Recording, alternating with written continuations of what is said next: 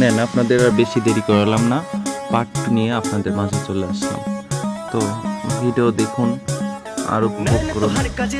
এটা আমাদের 2025 সালের শিক্ষা সফর।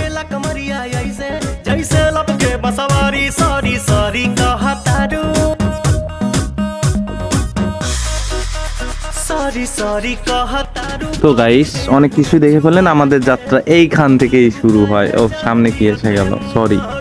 আর আমাদের সকালের নাস্তায় ছিল কচি করে 2টা পরোটা, ভাজি আর একটা করে মিষ্টি। আর এদিকে আমাদের নৌকায় ছিল না তেল, যার জন্য কয়রা বাজারে নেমে আমরা তেল কিনতে নিলাম। আর মামুন তার বান্ধবীর জন্য নিয়ে যাচ্ছে 2টা কোক, একটা পানির বোতল। ওই যে বান্ধবী সাম্মি দাঁড়ায়, সে আমাদের ক্যামেরা দেখে কত রং ঢং করতেছে। অ্যাট লাস্ট সে আমাদের ক্যামেরায় একটা হাই দিবে মনে হয়। ওকে, দিয়ে দিছে হাই। ও ধন্যবাদ। আর এদিকে আমাদের কোক হাতে পাওয়া মাত্র নির্লজ্জের মতো ঢকঢক করে গিলে খায় নিল। মামুনও খেয়ে নিল, শুধু আমি বাকি রইলাম।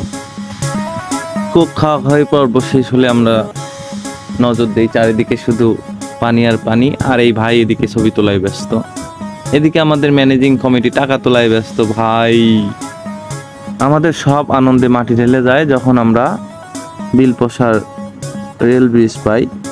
এখানে প্রচণ্ড গরম, এত গরম যে আসলে বলে বোঝানো যাবে না। ঘামে শেষ হয়ে যাচ্ছিলাম। তারপরে আমরা যাই ব্রিজে কিছু ফটো উঠলাম। ফটো ওঠার কিছুক্ষণ পরেই আমাদের সাথে একটা ঘটনা ঘটে, যেটা বাদ থাকুক। ভাই, ভিডিও উপভোগের সময় নাই, চলে আসছে দুপুরে খাবার।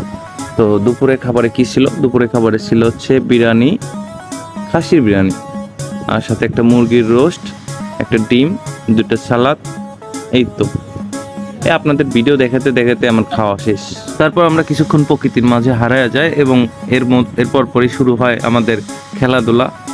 তো এখানে আমাদের ছিল বালিশ খেলা, আরও ছিল মামুন ভাইয়ের বিখ্যাত ভাষণ, সাথে তালহার কিছু ভাষণ, সাথে সাইপের একটা মজার কৌতুক, মামুনের পাঞ্জা লড়াই।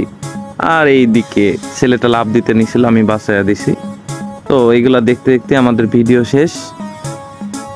ধন্যবাদ, ভালো থাকবেন সবাই।